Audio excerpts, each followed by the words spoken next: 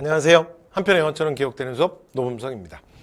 여러분 오늘 드디어 저희 이제 무장 독립 전쟁으로 왔어요. 그래서 예전에 그 한국사공부 좀 해보신 분들은 좀 아실지 모르겠는데 사실은 그 이 무장 독립 전쟁은 한국사를 시험 보는 각종 시험에서 사실은 이 단원은 가장 악명 높은 단원이에요. 가장 악명 높은 단원인데 일단 이 단원 들어가기 전에 이 단원이 왜 이렇게 악명이 높고 왜 이렇게 좀 공부하시는 분들이 좀 어려워하냐 그것만 조금 먼저 좀 말씀을 드리면 일단 여기 단체명이 너무 많이 나와요. 단체명. 됐죠? 그러니까 여기에서 진짜 이름에 녹아내리는 거야. 이름에. 그러니까 단체명, 그 다음에 독립군 부대명, 그 다음에 주요한 인물 이렇게 해서 그 다음에 또 지역명까지 해가지고 여기 각종 이름들이 폭발적으로 쏟아지거든요. 그리고 또 여기에 그 스토리라인도 있어요. 그렇다 보니까 이게 이제 스토리라인에 대한 건 뭐 순서 문제겠죠. 그러니까 이제 이런 것들 때문에 이 단원이 되게 악명이 높습니다. 되게 악명이 높은데 근데 사실은 또 이렇게 좀 반복적으로 보고 나면 괜찮아요. 그리고 무슨 말을 하고 있어. 자, 근데 아니 진짜로. 근데 이 단원은 대신에 문제가 진짜 어렵게는 안 나와요. 이 단원은 그냥 대충 문제를 내도 알아서 이렇게 픽픽 쓰러지는 전사자들이 있거든요. 그러니까 출제자들이 뭐 하는 검에서 문제를 낼 때 뭐 그냥 굳이 막 그렇게 내지 않아도 돼요. 됐죠? 네, 그래서 그런 단원인데. 근데 이제 문제는 뭐냐면 이 단원이 여러분 출제를 한번 보세요. 지금까지 우리가 봤던 단원 중에 사실은 출제 문항수로 따지면 짱 아닌가? 여기가 가장 많이 나오는 단원이야. 됐죠? 그러니까 앞에 그 무조건 나오는 파트 중에 그 삼국의 발전과 항쟁에서 뭐 이제 고대 국왕들의 업적 뭐 이런 문제들 있잖아요. 뭐 그쪽과 함께 사실은 한능검에서는 여기가 제일 많이 나오는 주제 중에 하나입니다. 그리고 한능검이 여러분 그 이 저항의 역사 뭐 이런 것들을 되게 중요하게 생각하거든요. 전쟁 뭐 이런 거 있잖아. 그러다 보니까 여기가 좀 출제율은 좀 높습니다. 출제율은 좀 높기 때문에 여러분들 처음에 조금 마음을 비우고 이렇게 좀 보시고요.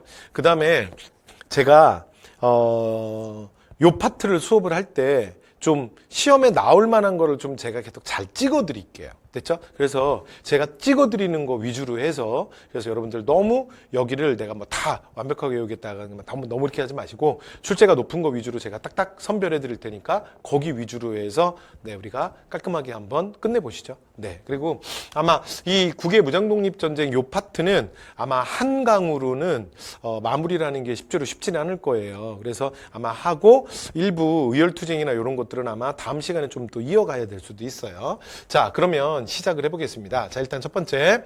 자, 1910년대. 자, 국외 독립운동 기지건설이에요. 그러니까 여기는 일단 뭐가 중요하냐면 그러니까 우리가 무장독립전쟁은 크게 1910년대, 20년대, 그러니까 여러분 일제강점기를 항상 10년대, 20년대, 30년대 이렇게 나눠서 봤잖아. 그러니까 여기도 그렇게 갈 거야. 그런데 이 부분은 그러니까 1910년대는 20년대, 30년대랑은 좀 달라요.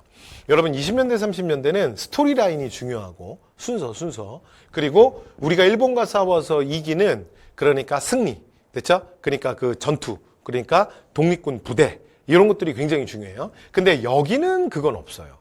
그러니까 여기는 1910년대는 좀 다른 게 이게 의미가 뭐냐면 이제 나가서 기지, 그러니까 소위 말해서 이제 나가서 자리 잡는 거잖아요. 그쵸? 그러니까 이제 자리를 잡는 거야. 그러니까 여기 뭐가 중요하냐면 장소, 단체. 그리고 아주 특별한 경우에는 주요 인물 몇 명. 됐죠? 이렇게 장소, 단체 이렇게 보시면 되고. 그 다음에 여기선 뭘 안 물어보냐면 여기서는 시간의 순서 같은 건 물어보지 않습니다. 됐죠? 그러니까 그 순서에 대해서는 조금 편하게 생각하셔도 돼요. 되죠? 네. 자, 그러면 장소단체 1910년대 자, 독립운동 기지건설로 들어가 보도록 하겠습니다. 자, 여러분 여기서는 일단 여러분들이 첫 번째 시작을 할 때 가장 큰 그 머릿속에 좀 정리를 해야 되거든요. 그래서 지명부터 먼저 정리해 볼게요. 자, 일단 여기는 이렇게 되는 거예요. 지금 여러분 여기가 백두산이 있죠. 백두산. 됐죠? 그래서 백두산을 기준으로 보시면 돼요. 일단 첫 번째, 우리의 국경선의 바로 위쪽을 뭐라고 한다? 간도. 다시 할게요. 자, 우리의 국경선의 먼 위쪽을 뭐라고 한다? 만주. 됐죠? 그러니까 바로 국경선 위를 뭐라 그런다고? 간도. 간도. 먼 위를 뭐라 그런다고? 만주. 만주. 됐죠? 그 다음에 옆으로 빠지면, 요거 우리 앞에 그 대원군 때 사실은 그러니까 맨 첫 단원 대원군 하면서도 저 이거 말씀드렸었어요. 기억나세요? 그러니까 베이징 텐진 조약 2차 아편 전쟁으로 청나라 황제가 베이징에 함락되면서 자금성에 함락되면서 서쪽으로 도망가는 개망신을 당한다 그랬잖아. 그 영프 연합군에 의해서. 그래서 그걸 중재해 준 게 러시아다. 기억나세요? 그래서 그 중재해 준 대가로 러시아가 청나라한테 땅을 뺏어간다 그랬죠. 기억나십니까? 자, 그게 뭐냐면 바로 이쪽에 있는 바다와 접하고 있다. 그래서 여기를 뭐라 그러냐면 연해주라고 불러요. 됐죠? 그래서 이게 바다의 자 접할 연자. 됐죠? 그래 연해주. 이 연해주의 가장 중요한 곳이 바로 블라디보스톡이에요. 그러니까 러시아가 그토록 원했던 부동항. 됐죠? 네, 그래서 극동아시아 정책의 가장 핵심이 되는, 그리고 이 의미 자체, 블라디보스톡이라는 의미 자체도 러시아의 어떤 이 동방 정책의 의지를 보여줘요. 그래서 이게 뭐 동방의 개척자 뭐 이런 뜻입니다. 자, 그래서 블라디보스톡으로 대표되는 연해주. 됐죠? 네, 그 다음에 그러면 이제 대충 지명 나왔죠. 그죠? 네, 다시 한번 정리하면. 자, 우리나라 국경선 바로 위쪽을 뭐라 그런다? 간도. 근데 간도는 다시 나눕니다. 다시 나눠서 어떻게 하냐면, 자, 백두산의 북쪽을 뭐라 그런다? 북간도. 됐죠? 자, 그 다음에 백두산에서 볼 땐 서쪽. 그래서 백두산의 이쪽 서쪽 간도를 뭐라 그런다? 서간도. 됐죠? 그런데 여러분, 백쪽에 이 서쪽 간도를 서간도라고 하는데요. 근데 보통은, 그리고 여기를 이제 북간도라고 하거든요. 그래서 백두산의 북쪽이다. 그래서 북간도라고 하는데, 보통은 북간도라고도 부르고, 얘를 뭐라 그러냐면, 얘를 그냥 간도라고 해요. 그러니까 간도의 대표는 북간도야.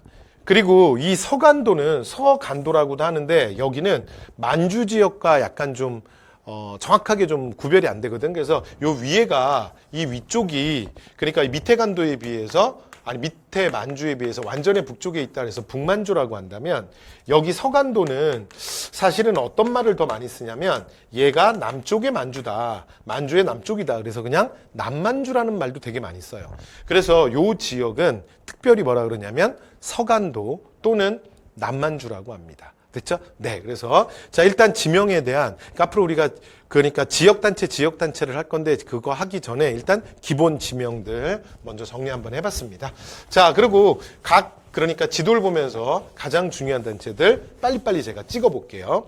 그리고 본문에 가서 다시 할게요. 그래서 여러분들 지금 어디 있냐면 좌측에 지도를 보시면 되는데, 여러분들이 지도 보시기에는 지도가 좀 너무 작죠. 그래서 그냥 위치 정도 확인하는 거 정도만 보시면 돼요. 자, 시작합니다. 자, 첫 번째. 일단 서간도에서는 뭐가 제일 중요하냐면, 제일 먼저 한인단체가 하나 만들어지는데, 이게 경학사입니다. 됐죠? 그런데 이 경학사랑 이쪽에 터전이 만들어지는데 가장 활약을 많이 했던 가장 중요한 단체가 1907년 신민회예요. 여러분 신민회 기억나세요? 자, 신민회에서 그러니까 실력 양성과 무장투쟁의 접점이 나온다 그랬죠? 그래서 신민회의 가장 중요한 게 국외 독립운동 기지 건설하는 거야. 그 대표적인 데가 어디냐면 남만주 삼원보입니다. 됐죠? 그래서 남만주 삼원보에 자, 경학사라는 게 만들어지고요. 그 다음에 이게 최종적으로는 19년에 한족회가 되고, 그 다음에 사이에 그러니까 밑으로 독립군 부대를 만드는데, 이게 이름이 서로군 정서예요. 그러다가 나중에는 최종적으로는 다 서로군 정서로 개편이 됩니다. 이 서로군 정서는 중요해요. 눈도장 하나 찍으시고요. 그 다음에 느낌으로 여기가 남만주 서간도라 그런다 그랬죠. 그래서 서간도의 서로군 정서야. 그래서 북간도에 가면 뭐가 있냐면 짝꿍으로 같이 보시면 돼요. 북로군 정서가 있습니다. 북로군 정서. 그래서 북간도의 북로군 정서, 서간도의 서로군 정서. 자, 그다음에 이 신민의 꿈이 여기서 이루어지는데, 이게 1911년 신흥 강습소예요. 나중에 최종적으로는 이름이 신흥 무관학교가 됩니다. 1919년에. 그래서 1920년 가을 폐교할 때까지 10년간 바로 이곳에서 만주의 독립군 장교 1800명이 배출되는 한국 독립운동의 산실입니다. 그래서 한국의 독립운동사, 특히 무장독립전쟁사는 신흥 무관학교를 빼고는 설명할 수 없습니다. 자, 이렇게 해서 신흥 강습소, 신흥 무관학교 말씀드렸고요. 자, 그다음 북간도 갈게요. 자, 북간도에서는 가장 중요한 거 2개 있는데, 최초의 국외 학교가 있습니다. 자, 이게 이름이 뭐냐면 서전서수. 됐죠? 네, 그래서 용종촌의 서전서수. 그리고 학교를 설립한 사람은 이상설입니다. 잠시 후에 다시 올게요. 자, 그 다음에 왕칭으로 가면 중강단이 있습니다. 중강단. 중강단은 대종교의 본부예요.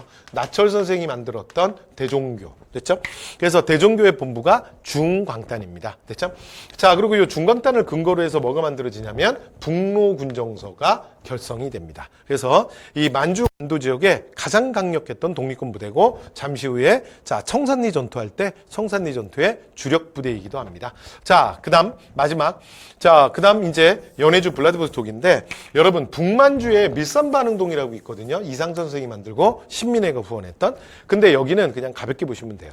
자, 그다음에 연해주의 블라디보스톡이 중요한데 이 블라디보스톡에 코리아타운이 만들어지거든요. 그 코리아타운을 신안촌이라고 합니다. 신안촌. 그리고 여기서 국외 신문이 나오는데 이 신문 이름이 해조신문이에요. 해조신문. 자, 그리고 나중에 여기에 이상설이 그러니까 이상설이 아니라 그러니까 나중에 그 독립군 그러니까 의병들이 그 1909년 남한대토벌 이후에 국외로 나아가서 여기에 집결을 해요. 왜 그러냐면 워낙 유명했던 그러니까 의병장 유인석이 여기로 망명을 하거든요. 그래서 독립군 부대들이 이쪽으로 쭉 다 모입니다. 그래서 이 독립군 임시부대를 뭐라 그러냐면 13도 의군이라고 합니다. 여러분 뭐랑 헷갈리시면 안 되냐면 1907년 우리가 정미병 때 보면 1907년 정미병이 만들어지고 1907년 13도 창의군이 만들어지잖아요. 창의군. 그죠? 자, 그리고 나중에 1908년에 이들이 서울진공작전을 하잖아. 그죠? 그리고 서울진공작전이 실패하고 나면 일본 놈들이 요것들 봐라. 가만 놔두면 안 되겠네. 그러면서 1909년에 남한대토벌을 하잖아. 기억나시죠? 자, 그리고 나면 이제 독립군 부대들이 여기서 더 이상 버틸 수 없다. 그래서 국외로 나아가게 돼요. 그런데 당시에 독립군 의병장 중에 굉장히 상징성 있는 유인석이 그러니까 연해주 블라디보스톡으로 망명하거든요. 이러면서 나머지 국외로 나왔던 독립군들이 쭉 연해주 블라디보스톡에 집결하게 돼요. 그게 이름이 뭐냐면 13도 의군입니다. 13도 의군. 됐죠? 그래서 주의사항은 뭐냐면 정미병 때는 뭐였어요? 13도 창의군. 그 다음에 자 블라디보스톡에 다시 의병들이 모였을 때는 이름이 뭐라고요? 13도 의군이에요. 여러분 실제로 창을 여러분들 뭐 들거나 해보신 적은 없죠? 여러분 전쟁할 때 그 사실은 이 중국 영화에 보면 특히 중국 무협 영화들 있잖아요. 예, 그런 게 막 폭발적으로 만들어지는 게 그런 뭐 무협지, 병법서 이런 게 막 만들어지는 게 송나라 때부터고 그 다음에 중국에 뭐 소림 18라한 막 그래서 막 있잖아요. 막 빵비퐁 뭐 이런 거 있잖아. 근데 그런 게 막 본격적으로 만들어지는 게 사실은 그게 명나라 때거든요. 그런데 그 명나라 때 소위 말하는 중국 애들의 쿵푸? 그러면서 막 이렇게 하는 거 있잖아. 그거요. 실제로 여러분 전쟁에는 진짜 아무짝에도 쓸모없는 거야. 진짜 그건 뭐냐면 그 소위 말해서 진짜 중국의 어떤 무술이나 이런 것들이 정말 명나라 때부터 본격적으로 상업화된 거야. 상업화. 그러니까 다 보여주기 위한 거야. 그리고 실제로 막 그런 식으로 막 뒤로 하고 막 날아가고 막 이렇게 하잖아요. 그거 여러분 몇 분이나 할 수 있을 것 같아. 몇 분 동안 연속으로 할 수 있을 것 같아요. 여러분 그거 실제로 전쟁에 가면 아무짝에도 쓸모없는 거야. 그렇다 보니까 그 중국 영화나 이런 데나 또는 뭐 실제로 뭐 명나라에서도 보면 이 소위 말하는 무술인들이 하는 막 쓰는 그 창술 뭐 이런 거 있잖아요. 그 진짜 엄청 가볍게 만들거든요. 그래서 그 안이 텅 비어 있어요. 그래서 막 이렇게 막 휘두르고 막 지들끼리 난리가 나는 거야. 그런데 실제 전장에서는 그런 걸 쓰는 게 아니에요. 됐죠? 그래서 이 장창병이 쓰는 칼 이런 거는 창 이런 건 제가 앞에 수업시간에도 한번 얘기하지 않았나? 보통은 기본 최소 3m 이상 되고요. 그 다음에 진짜 장창병이라 그러면 5m 이상.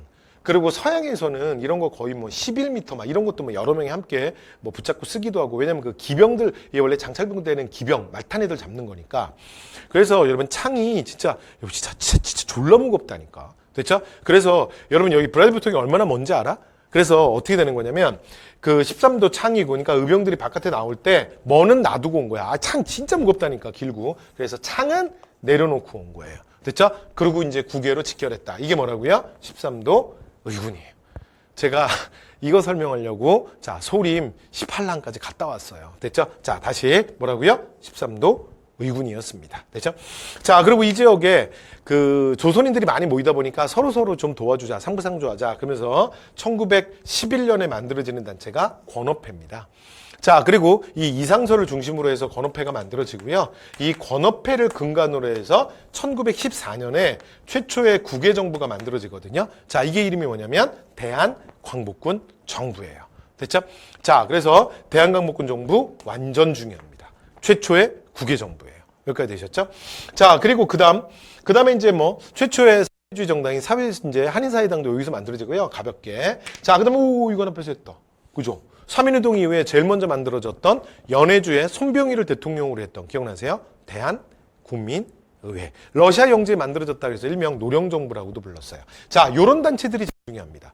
그래서 지도를 보면서 지금 막 제가 정리했어요. 자, 그래서 1910년대 국외 독립운동 기지건설 본문으로 다시 들어가겠습니다. 자, 여러분 이제 본문 보시면 돼요. 자, 첫 번째 남만주 3원보입니다. 자, 여러분 남만주 3원보는 방금 전에 제가 말씀드린 것 중에 이거 기억나시죠? 자, 여기서는 반드시 누굴 기억해야 된다? 이게 만들어지는데 가장 큰 역할을 한 게 뭐야? 신민회. 신민회의 꿈이 이루어지는 곳이에요. 그래서 맨 처음에 만들어진 게 경학사입니다. 그래서 이게 최초가 중요하기 때문에 경학사 좀 봐주시면 될 것 같아요. 됐죠? 나중에 이름이 부민단 한족회로 바뀌거든요. 근데 최초 경학사가 제일 중요해요. 이회영, 이동영 이런 사람들이 설립을 했고요. 자, 그 다음에 1911년 자, 신민의 꿈이 진짜 꿈이 이루어진 거죠. 신흥강습소. 됐죠? 그리고 나중에 1919년에 이름이 뭐로 바뀐다? 신흥무관학교로 바뀌어요. 그래서 최종적으로 폐교될 때 이름이 신흥무관학교이기 때문에 우리는 보통 그냥 신흥무관학교라고 기억을 합니다. 자, 그 다음 여기에 독립군 부대가 있는데 이름이 뭐라고요? 서로군정서. 기억나시죠? 여기는 남만주 서간도. 그래서 서간도의 서로군정서, 북간도의 북로군정서. 됐죠? 자, 그 다음에 두 번째 북간도입니다. 자, 북간도는 용정이랑 영길 중심으로 영길, 왕청 뭐 이런 데가 중심인데 그중에 제일 중요한 것만 할게요. 제일 중요한 건 최초의 국외학교 서전서숙. 완전 중요합니다. 이 누도장 꼭 찍으셔야 합니다. 그리고 이걸 만든 사람이 누구라고요? 이상설. 그래서 여러분 여기는 제가 지금 시간 관계상 간단하게 넘어가겠지만 1910년 국권 피탈의 그 순간은 보제 이상설 선생을 빼고는 설명할 수 없어요. 그만큼 이상설은 우리가 앞에서 헤이그 특사 할 때도 했잖아요. 그렇죠? 그래서 자 1907년 헤이그 특사부터 시작해서 진짜 광폭 행보를 합니다. 됐죠? 그래서 이상설이 만든 최초의 국외학교고 나중에 일제 탄압으로 이게 문을 닫게 되자 자 김양견이 명동촌으로 옮겨와요. 그때부터 명동학교라 그러는데 가볍게. 자, 그 다음 중강단. 자, 중강단은 대종교회 본부예요. 대종교회 본부. 됐죠? 여기서 앞에서 여러분 무호독립선언 얘기 살짝 했던 것 같은데 3.1운동의 또 원인 중에 하나입니다. 됐죠? 그래서 1918년 무호독립선언이 발표되기도 하고요. 자, 그 다음 나중에 북로군정서로 확대 개편됩니다. 됐죠? 자, 이렇게 북간도에선 서전서숙, 용정회, 그리고 왕칭의 중강단, 그리고 북로군정서 이렇게 말씀드렸고요. 자, 그 다음에 연해주 블라디보스톡이 여러분 저희가 앞에서 말씀드리고 왔죠. 여기가 우리나라 진짜 독립운동의 산실이 된다 그랬잖아. 그죠? 자, 그래서 첫 번째, 자, 이 블라디보스톡 연해주에 있는 코리아타운을 뭐라 그러냐면 신안촌이라 그래요. 됐죠? 그래서 여러분 요거 그대로 읽으면 뉴 코리아 타운 아니야? 그쵸? 네, 그래서 근데 요 신안촌이라는 말은 연해주 블라디보스톡에서만 씁니다. 그러니까 신안촌이 보이면 연해주 블라디보스톡이구나 이렇게 생각하시면 돼요. 자, 그다음 건업회 1911년 이상설 그리고 최재영 이런 분들이 만들었습니다. 그래서 특히 교과서에서는 그 이상설만 설명을 하고 있는데 한능검에서 최재영 선생이 또 나온 적이 있거든요. 그래서 굉장히 부자였는데 자신의 많은 돈을 독립운동에 다 밀어 넣었던 앞에서 우리가 얘기했던 뭐 이용익 같은 그런 이제 정말 노블리스 오블리주 그래서 한국의 독립운동가죠. 그래서 자 최재영까지 눈도장 찍어두시고요. 자 그다음에 여기서 제일 중요한 게 우리나라 최초의 국외정부 뭐라고요? 대한광복군 정부. 됐죠? 1914년. 자 그래서 여기에 정통령, 이상설, 부통령, 이동휘. 여러분 혹시 이동휘 기억나세요? 이동휘 우리가 뭐 할 때도 했었냐면 대한민국 임시정부. 가장 대표적인 무장투쟁론자. 그래서 임시정부 처음 구성됐을 때 대통령이 누구다? 이승만. 그리고 국무총리가 누구였어요? 이동휘. 그래서 이승만, 이동휘, 안창호가 상하이 정부의 트로이카라 그랬잖아. 가장 핵심 인물 3명. 그쵸? 네, 그때도 말씀드렸어요. 자, 그 다음 3.1운동 이후에 가장 먼저 국외에서 만들어지는 게 뭐라고요? 대한국민의회. 됐죠? 그래서 그 당시에 러시아 땅에 있었던 소비에트 평의회. 그러니까 전록, 그러니까 한족 중앙총회가 사실은 대한국민의회로 확대 개편됐고요. 여기는 정통령이 손병입니다. 자, 나중에 8월에 상하이에 해체 후 전격 합류하게 되죠. 그렇죠? 임시정부 편에서 우리 다 했었던 얘기예요. 자, 이렇게 해서 주요 지역 했고요. 나머지 기타 지역 갑니다. 자, 기타 지역에서 몇 개 단체씩 대표로만 좀 눈도장 찍으시면 될 것 같아요. 자, 갑니다. 첫 번째. 자, 중국에서 신한청년단. 혹시 이거 기억나요? 그래서 우리가 바로 지난 시간에 임시정부 할 때 했잖아. 이 신한청년당이 그러니까 여운형 김규식을 중심으로 해서 만들어지고요. 나중에 파리강화회의에 김규식 파견했다 그랬잖아. 근데 김규식이 거기에 오래 있었고 이 신한청년당을 근간으로 해서 임시의정원이 만들어지고 법률 세운 다음에 상하이 정부 구성되고 그리고 나중에 정부 세 개가 다 같이 통합되고 기억나세요?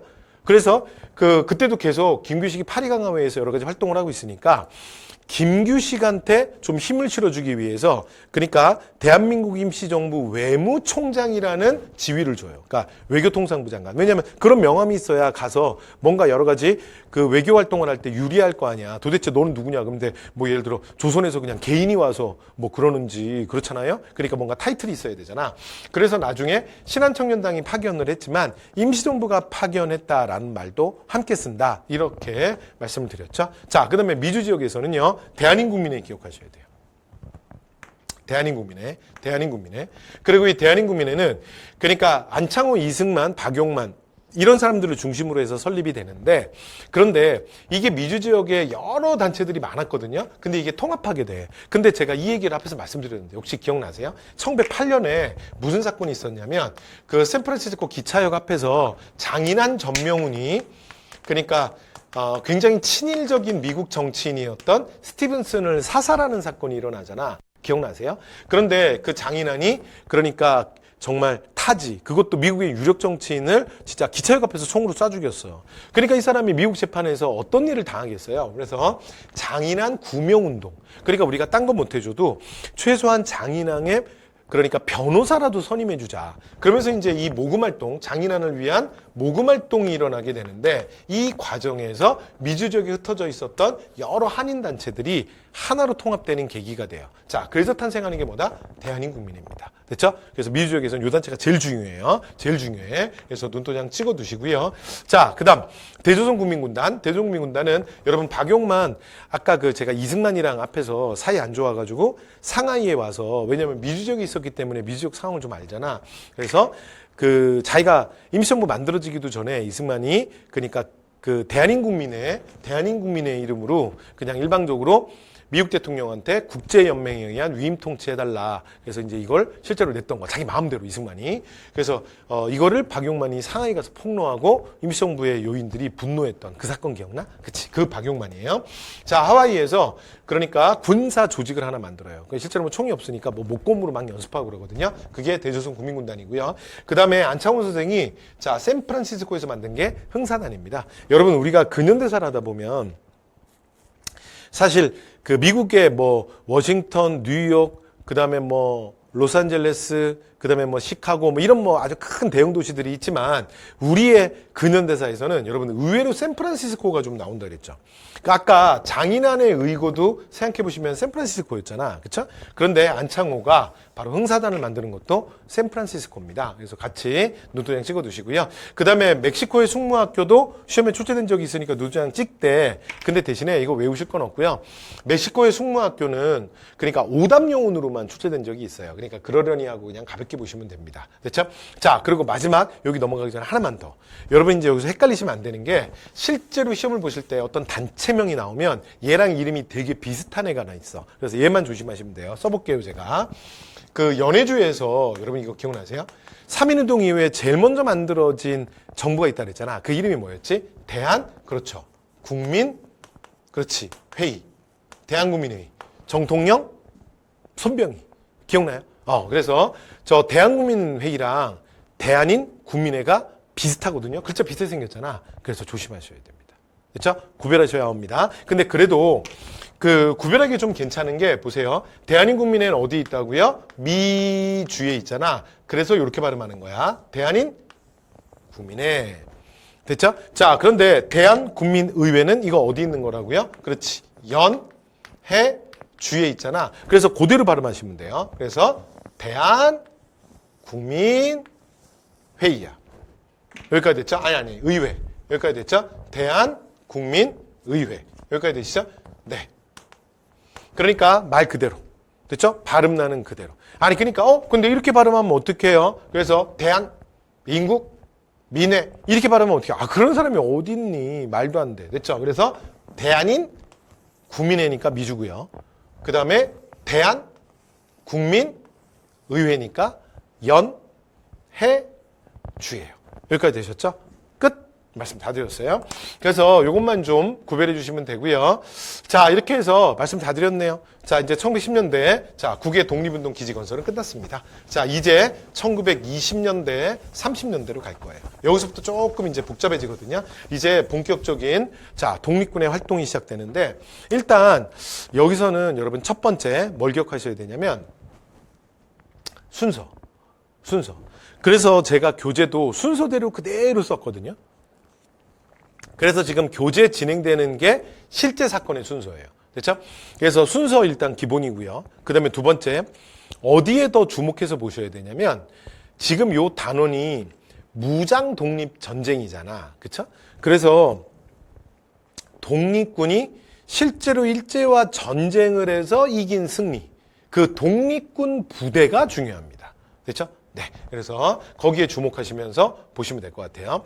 일단 앞으로 이제 전체적인 스토리 라인이 어떻게 되냐? 거기부터 해볼게요.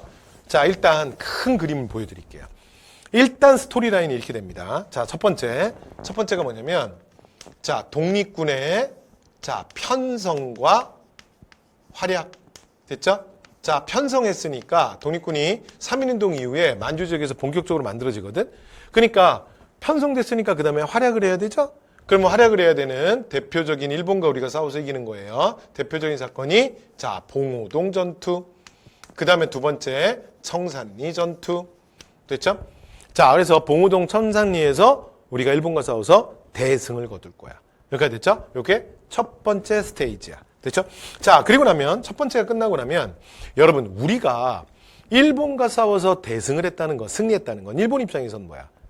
진 거죠. 그런데 일본 놈들이 가만히 안 있어. 그래서 일본인 한 명을 죽이면 니네들이 어떤 핏값을 치르는지를 보여주겠다. 자, 그래서 독립군에 대한 그리고 한인촌에 대한 대대적인 보복전을 해요. 그래서 두 번째 이야기는 승리 이후에 안타깝게도 독립군의 실현이에요. 실현. 됐죠? 자, 독립군의 실현. 자, 그래서 이 독립군의 실현 그러면 우리가 두 가지를 볼 건데 첫 번째가 뭐냐면 간도 참변. 됐죠?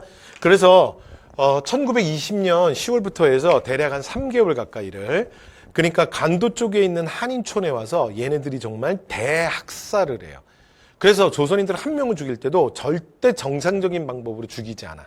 그래서 살아있는 채로 펄펄 끓는 물에 넣어서 죽이기도 하고요. 살아있는 채로 눈알을 뽑고 살아있는 채로 갈비뼈를 발라내기도 했어요. 그래서 지아비를 죽여서 지어미에게 보이고 손자를 죽여서 할아비에게 보이고 그 다음에 아우를 죽여서 형에게 보였어요. 그래서 일본인이라는 그 일자만 들어도 정말 오금이 저리도록 사시나무 떨듯이 떨도록 만들어주겠다. 일본 군인 한 명이 죽으면 니네들이 그 핏값을 어떻게 치르는지를 보여주겠다는 한인촌에 대한 대학살이에요. 됐죠? 자, 이렇게 되자 이들이 여기서 더 이상 머물지 못하고 소련 영지로 이동을 합니다. 됐죠? 소련 영지로 이동을 해. 그래서 이 시베리아 내전에 참여했다가 결국은 소련한테 다시 한번 버림을 받아요. 자, 요걸 이제 이 사건을 우리가 뭐라 그러냐면 자유시 참변이라고 합니다. 됐죠?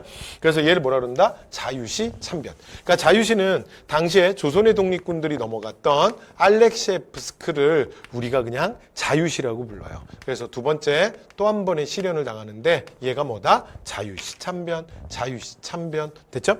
자, 그리고 나면 그 다음에 여기선 더 이상 머물 수가 없잖아요. 그래서 만주로 다시 복귀해요. 자, 만주로 다시 돌아와서 자, 이제 그 러시아 영지로 그러니까 잠깐 피난을 갔다가 온 거잖아. 그래서 이번에는 독립군의 재편성이에요. 독립군의 재편성.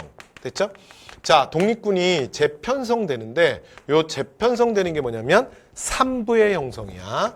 그래서 3개로 자리를 잡습니다. 각각의 자치정부적 성격을 갖는데 그 3개가 뭐냐면 그 3부가 뭐냐면 자, 참의부 그리고 정의부 그리고 신민부예요. 신민부. 됐죠? 그래서 자, 이렇게 3개 하나, 둘, 셋 하면 참정신, 참정신, 참정신. 됐죠? 자, 그래서 우리의 독립을 향한 참정신, 참정신, 참정신. 그래서 3부의 형성, 참의부, 정의부, 신민부 이렇게 3개로 구성이 됩니다. 됐죠? 계속. 자, 그리고 나면 사라졌던 독립군, 조선 독립군 놈들이 다시 나타났죠. 그래서 이번에는 일본에 자, 경무국장이 나서게 돼요. 그래서 또 한 번의 독립군의 시련이 닥치는데 이번에 독립군의 시련은 미스야 협정이에요. 미스야 협정. 1925년 미스야 협정. 됐죠? 그래서 당시에 일본 경무국장이었던 미스야가 만주에 있는 군벌, 그러니까 짱제린, 그러니까 장장린과 비밀협정을 맺은 거야. 그래서 니네 그 만주 지역에서 왔다 갔다 하는 불온한 조선인들을 잡아오잖아? 그러면 살아있든 죽어있든 내가 그걸 현찰로 사겠다는 거야. 이게 미스야 협정이에요. 되죠? 자, 그래서 이로 인한 또 한 번의 독립군들은 큰 시련을 당하게 됩니다. 됐죠? 네. 왜냐면 만주 지역에서 일본군인을 만날 일은 없죠. 그러니까 우리가 일본군을 만날 때는 국내 진공작전. 그러니까 실제로 압록강, 두만강을 넘어서 그러니까 조선 땅으로 들어갔을 때 사실은 이제 격전이 벌어지는 거잖아. 그러나 만주 지역에는 만주 군경들이 늘 있지 않습니까? 그쵸? 그러니까 그들한테 잡혀서 일본한테 그냥 넘겨지는 거야. 그래서 또 한 번의 큰 시련을 당해요. 그래서 우리가 1920년대를 원래 이렇게 연표 정리하고 20년대를 이렇게 머릿속으로 이렇게 한번 정리할 때 원래 기준이 25년입니다. 됐죠? 여기 기준점 하나 세우면 국외에서는 미스야 협정. 자, 그 다음에 국내에서는 치안유지법이에요. 됐죠? 그래서 20년대를 국내, 국외 이렇게 머릿속으로 한번 딱 정리할 때, 자, 국내에서는 뭐다? 치안유지법. 국외에서는 뭐다? 미스야 협정. 됐죠? 그리고 위아래로 원래 정리하는 거예요. 여기까지 되죠?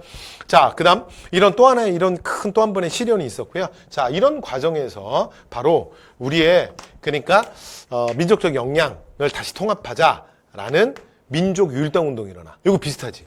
그러니까 국내에서도 보면 치안유법 이후에 우리가 앞에서 배우고 갔잖아요. 국내 유일당 운동이 활성화되면서 신간의 탄생으로 갔잖아. 여기도 마찬가지야. 자, 그래서 이번에는 자, 우리의 흩어져 있는 독립군 세력들을 하나로 통합하자라는 독립군 통합운동이 일어나게 돼. 근데 당시에 그러니까 실제로 만주에 방금 전에 말씀드린 것처럼 참정신 그래서 세 개로 쪼개져 있었잖아요. 그쵸?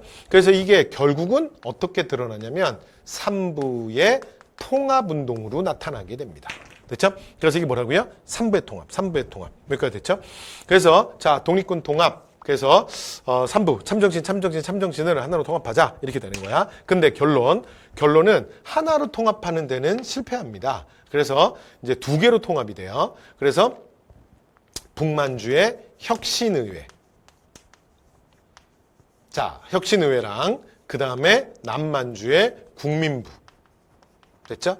그래서 실제로는 이렇게 두 개로 통합이 됩니다. 여기까지 됐죠? 그래서 1, 2, 3, 4, 5 이게 1920년대예요. 1920년대. 여기까지 됐죠? 자, 그리고 1930년대는 이제 상황이 좀 바뀌어요. 그래서 1930년대 이제 뭐가 이슈가 되냐면 이제 일본이 그 조선의 공격에서 끝내는 게 아니라 이제 본격적인 31년 만주사변을 일으키면서 대륙에 대한 침략을 시작하잖아. 그래서 진짜 여기 1번부터 지금 5번까지가 1920년대거든요. 그러니까 1920년대 사항은 여러분 뭐라고 보시면 되냐면 독립군의 편성과 활약, 실현, 그리고 독립군의 통합이에요. 자, 그렇다면 자, 지금부터 이루어지는 1930년대 상황은 뭐냐면 30년대 상황은 한중 연합작전이에요. 한중 연합작전. 그러니까 중국이 우리랑 입장이 똑같아진 거야. 여러분 지금까지는 우리만 공격을 당했지? 그런데 중국도 공격을 당했어. 그래서 우리랑 입장이 똑같아졌다. 그래서 일본을 막기 위해서 어떻게 한다? 한국과 중국이 힘을 합합니다. 그래서 1930년대 가장 중요한 이슈는 뭐다? 한중 연합작전. 한중 연합작전. 됐죠? 자, 근데 한중 연합작전이 어떻게 이루어지냐면 1931년 만주에서 한조예요. 됐죠? 1931년 만주에서 한조. 됐죠? 자, 그 다음. 자, 이번에 1937년 중일전쟁이 터지고 나면 이제 자, 전장의 핵심이 이제 만주에서 중국 본토로 이동을 해요.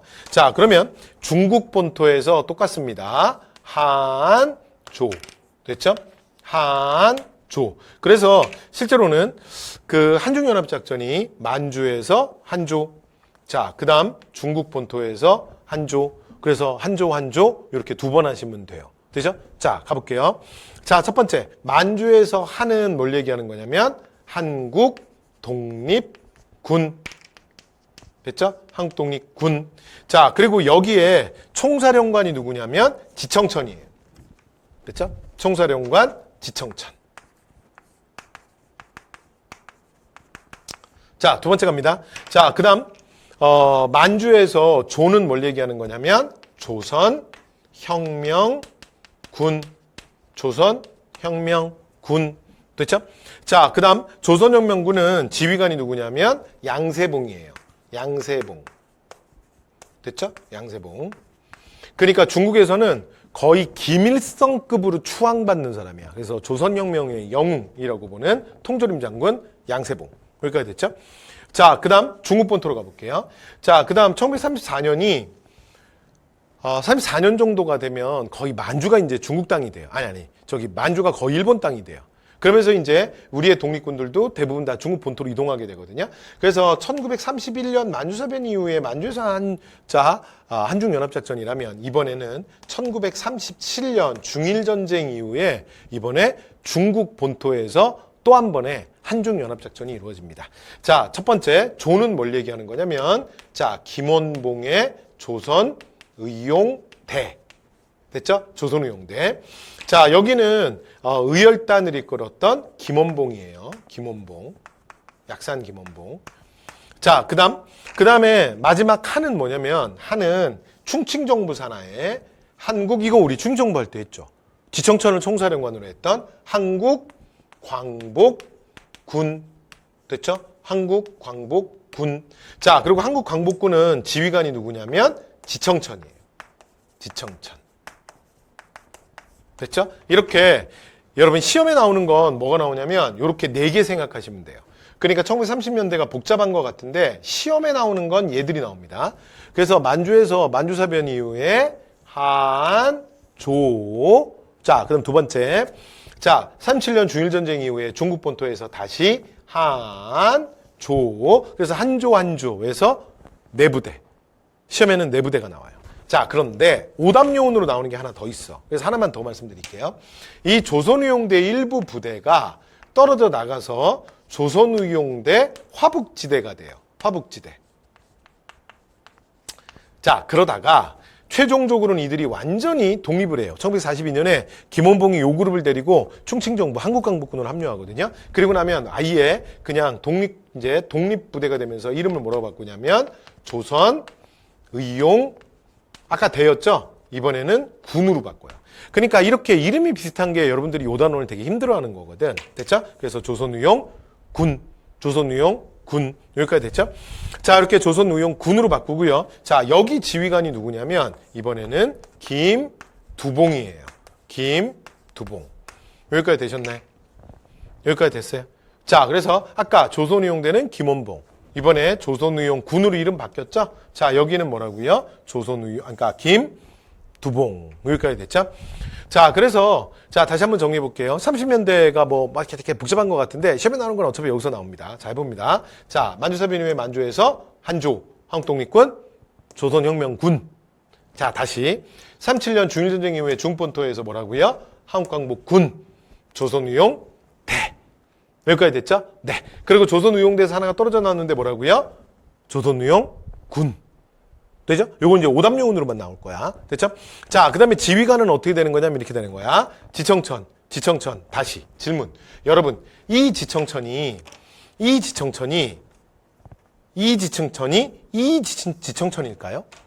이게 같은 사람일까? 아, 같은 사람이에요. 여러분, 실제로 여러분 친구 중에 청천이 있어요? 여러분, 청천이 이름 엄청 멋있잖아. 푸른 하늘. 그죠? 그런데 사실은 내 아들한테 지어주기에는 부담스러운 이름이야. 근데 제 친구는 청천이 한 명 있긴 해요. 최청천이라고. 그 수학선생, 수학교사가 한 명 있긴 한데. 근데 학교 다닐 때 막 놀리고 그랬다고. 그러니까, 야, 넌 그러면 안 되지. 야, 너 푸른 하늘이 그러면 안 되지. 이렇게 쓰레기 버리면 안 되지. 막 그러면서 막 그러고 그랬거든. 예, 흔하지 않은 이름이잖아요. 그 다음에 여러분, 지씨가 또 흔하지 않은 이름이야. 흔하지 않은 성씨죠. 그래서 둘이 만났잖아. 그쵸? 당연히 같은 사람입니다. 됐죠? 그래서 1930년대 지휘관은 어떻게 되냐면 요거 이제 지휘관 이름도 아셔야 되거든요. 지휘관이 이렇게 되는 거 해볼게요. 지청천과 원봉, 투봉, 쓰리봉이야. 됐죠? 그래서 만주에서 한조, 중본도에서 한조. 지휘관은 뭐라고요? 지청천, 지청천. 그래서 지청천과 원봉, 투봉, 쓰리봉이야. 그런데 쓰리봉이 제일 먼저 나와. 쓰리봉. 됐죠? 그래서 싹쓰리, 싹쓰리, 싹쓰리, 싹쓰리. 그래서 쓰리봉이 제일 먼저고, 그 다음에 원봉은 투봉이랑 이어져 있어. 됐죠? 그래서 원봉이 오리지널 원, 오리지널 원. 그래서, 자, 이게 조선의용대. 조선의용대가 중요한 거예요. 자, 그리고 조선의용대 아류가 투봉은 원봉의 아류야. 됐죠? 그래서 원봉, 투봉, 원봉, 투봉. 조선의용대, 조선의용군. 여기까지 되셨나요? 자, 요게 시험에 나와요. 됐죠? 자, 이렇게 하면 제가 전체적으로 지금 1회독을 한 거야. 자, 칠판에 간단하게 판서를 해봤는데, 자, 지금까지 1920년대, 30년대 한번 싹 정리해 볼게요. 자, 1920년대 일단 스토리 라인은 이거야. 자, 독립군이 편성되고 독립군이 활약하는 거야. 싸워서 이기는 거야. 됐죠? 그래서 첫 번째는 뭐냐면, 자, 봉오동 전투. 됐죠? 자, 봉오동 전투. 그러면 누굴 기억하셔야 되냐면, 홍범도의 대한독립군. 홍범도의 대한독립군. 자, 두 번째. 자, 청산리 전투. 자, 그러면 자, 첫 번째가 홍범도의 대한독립군이었잖아요. 대한독립군. 됐죠?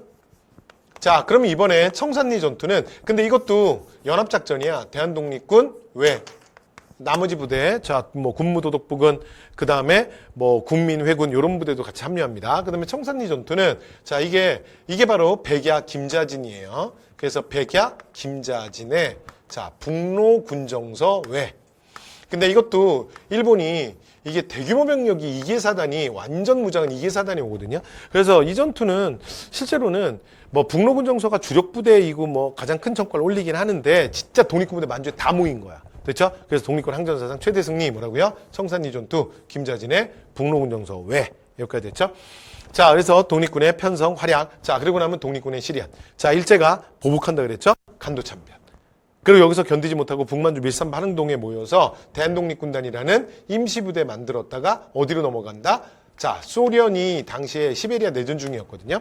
그래서 소련을 믿고 소련이 도와주겠다고 했거든. 그 말 믿고 넘어갔다가 이용만 당하고 철저하게 버림받아. 이게 뭐라고요? 자유시참변. 자, 그리고 나면 만주로 귀환해서 독립군의 재편성. 자, 그래서 밑에서부터 위로 참정신. 근데 왜 밑에서부터 위로 그랬냐면 이게 실제로 여러분 이게 지도로 위치를 그리잖아? 그럼 이렇게 돼요. 우리나라 북쪽 국경선을 제가 그냥 대충 그리면 여기가 백두산이라고 치고 됐죠? 이게 북간도, 서간도, 남만주 뭐 이런 얘기했죠. 옆으로 빠져서 연해주 뭐 이런 얘기했죠. 자, 그러면 이게 위치가 어떻게 되는 거냐면 그러니까 바로 압록강이 뭐냐면 참의부예요. 육군주반 참의부. 그 다음에 위쪽이 뭐냐면 정의부예요. 그 다음에 그 가장 북만주 소련과 국경지대 접경지대 신카이오 쪽. 자, 여기가 뭐냐면 신민부예요. 그래서 위치는 이렇게 돼요. 자, 그래서 지도상에서 만약에 나온다면 자, 위치는 아래서부터 위로 참정신 이게 3부의 형성이야. 근데 이 3부가 그러니까 연도는 꼭 외울 필요는 없는데 그냥 말로 해볼게요. 외우기도 좋아. 그래서 밑으로 위로 뭐라고요? 참정신. 그래서 자, 3부잖아. 그래서 23, 24, 그 다음에 신민부가 만들어지는 게 25야. 그래서 25년에 3부가 완성돼요. 그래서 이게 동시에 딱 만들어진 건 아니고 23, 24, 25. 밑에부터 위로 뭐라고요? 참정신. 근데 딱 어디만 빼면 되냐면 원래 조선인들이 제일 많이 살았던 북간도 지역만 빼면 돼요. 됐죠? 여러분 북간도는 왜 빼는 거겠어? 왜 조선인들이 여기에다가 안 만들어? 여기가 바로 뭐 했던 지역이야? 간도참변. 됐죠? 그래서 간도 빼고 자, 주변. 그래서 밑에부터 위로 뭐라고요? 참정신. 됐죠? 그래서 독립운동을 위한 참정신. 그래서 참의부, 정의부, 신민부. 됐죠? 이렇게 자, 3개 이렇게 만들어지고 나면 25년에 3부가 25년에 만들어지니까 경묵장 미스야가 나서요. 이게 뭐라고요? 미스야 협정. 독립군의 또 한 번의 실현. 그리고 나면 자, 이제 3개로 지금 현재 각각이 자치정부적 성격을 갖고 나눠져 있는데 자, 요 3개를 하나로 우리가 힘을 합해야 되지 않냐? 그래서 3부의 통합, 민족 율당운동의 결과 3부의 통합 운동이 일어나게 돼요. 근데 이제 완전히 하나로 통합하는 데는 실패하고 북만주에 혁신 후에 남만주에 군민부 됐죠? 그래서 자 북쪽에 하나 남쪽에 하나 이렇게 두 개로 통합이 됩니다. 여기까지 되셨죠? 자 이렇게 해서 20년대 끝났어요. 자 30년대 갈게요. 자 30년대 독립군 부대 중요합니다. 자 만주사변 이후에 만주에서 한조 그래서 뭐라고요? 한국독립군 조선혁명군. 자, 그다음에 37년 중일전쟁 이후에 중pon토에서 뭐라고요? 조선의용대 한국광복군. 됐죠? 그래서 한조 여기까지 됐죠? 그리고 지휘관은 뭐라고요? 지청천과 원봉, 두봉, 쓰리봉. 쓰리봉이 먼저 나오는 거야. 싹쓰리. 그래서 양세봉, 김원봉, 두봉. 됐죠? 그래서 투봉은 원봉의 아류야. 여기까지 됐죠? 오리지널 원. 됐죠? 그래서 조선의용대가 중요해. 자, 이렇게 해서 1920년대, 30년대에 관련된 가장 기본적인 얘기 말씀 다 드렸어요. 말씀 다 드렸고. 자, 그러면 다시 이제 교재에 가서 제가 빠르게 체크하면서 좀 마무리 해볼게요. 자, 무장독립전쟁 첫 번째, 1920년 봉오동 전투. 자, 봉오동 전투는 국내, 원래 독립군 부대들이 국내 진공작전을 하거든요. 그런데 보통은 실제로 여러분 이게 진공작전 그러니까 뭐가 이렇게 대단한 것 같은데 그런 건 아니에요. 그러니까 소위 말해서 그냥 hit and run이에요. 그러니까 이제 압록강, 두만강 이렇게 국경이 있잖아요. 그러면 그 국경 안으로 들어갔다가 일본인들을 공격하고 때리고 그리고 그냥 도망가는 거야. 그러면 이제 일본이 따라오다가 압록강을 넘고 두만강을 넘으면 이제 이게 중국 땅이잖아요, 만주가. 그러다 보니까 일본 경찰이 여기서 멈출 수밖에 없는 거야. 일본 군경이 어느 정도 선에서는 멈출 수밖에 없어. 그런데 삼둔자 전투라고 일본이 한번 제대로 당하거든요. 그러고 나서 보니까 이게 누구 소행인가 봤더니 이게 홍범도의 소행이야. 그래서 홍범도에 대한독립군의 근거지였던 봉오동을 일본이 예외적으로 이 대규모 병력이 들어와가지고 전격전으로 갖다 때리고 얘네들도 빠지려고 했던 거야. 그런데 이걸 홍범도가 먼저 알았어요. 그래서 반대로 매복을 치고 기다린 거야. 그래서 여기에서 일본군을 격파합니다. 그리고 이 전투에서 거의 일본명 150명 정도가 전사해요. 이게 뭐 기록의 버전이 여러 가지긴 한데 150명 정도가 전사하고 그 다음에 일본에도 이게 이제 일본의 본국에 알려지고 일본이 약간 충격을 받아요. 왜 그러냐면 이전까지 이제 일본이 조선의 독립군들을 되게 무시했던 게 예전에 의병 때도 보면 얘네들은 진짜 말도 안 되는 애들이거든. 왜냐면 막 그때 막 아직도 막 죽창 들고 나오고요. 막 낫 들고 나오기도 하고 막 그래요. 그러니까 일본이 이제 신식무기를 무장했던 일본군들이 보면 진짜 얼마나 애들이 어처구니가 없었겠어요. 그냥 불을 향해 달려드는 그냥 불나방이지. 그렇잖아요? 그런데 이 봉오동 전투에서 일본이 그러니까 조선의 독립군들이 무기 이런 것들이 이제 완전히 업그레이드 된 걸 보게 돼요. 그리고 영화 혹시 여러분 봉오동 전투 보셨는지 모르겠는데 그 봉오동 전투에 보면 그 영화에 보면 마지막에 이렇게 탁 덮여 있는 거를 탁 누구야? 그 배우 주인공 이름 뭐죠? 탁 가면서 일본군들이 달려오는데 막 다연발총, 기관총을 막 난사하는 장면이 나오잖아. 근데 뭐 실제 뭐 영화처럼 뭐 그랬던 거 같지는 않은데 어쨌든 간에 이 당시에 봉오동 전투에서 조선의 독립군들이 실제로 기관총으로 무장했다고요. 그래서 이 기관총 사격으로 실제로 이제 일본군들이 많이 죽거든요. 그러니까 여기에 이제 일본이 충격을 받은 거야.